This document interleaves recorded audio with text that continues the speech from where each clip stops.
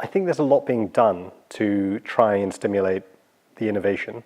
I think that there are various bodies set up to either help with acceleration of small startups or to do introductions to hospitals or to other parts of the NHS. There's quite a lot that is being done in that sense. I think there are challenges that have been around for a long time that make it hard to sometimes make those connections sort of meaningful. So you get a lot of pilots, you get a lot of things that are trialed here. It's quite hard to scale them up.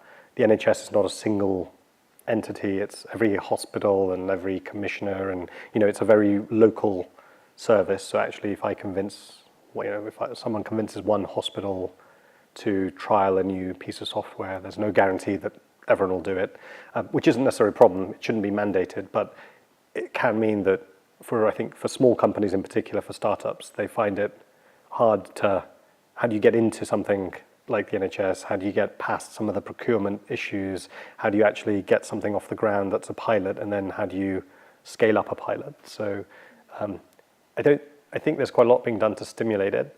It's not easy, even if you have a good idea or what seems like a good idea, and even if some parts of some hospitals or some GPs like your service, that doesn't necessarily scale up very easily. It's not easy to convince other people that that's a good thing to adopt, etc. So I think that can make it challenging, because it's easy to sort of look at the NHS and go, the budgets are so big. If we're offering a valuable service, surely it'll be the NHS as a entity will just adopt it and we'll have a very successful company. And the reality is generally much more, local player by local player, bit by bit, and it usually takes longer than you think.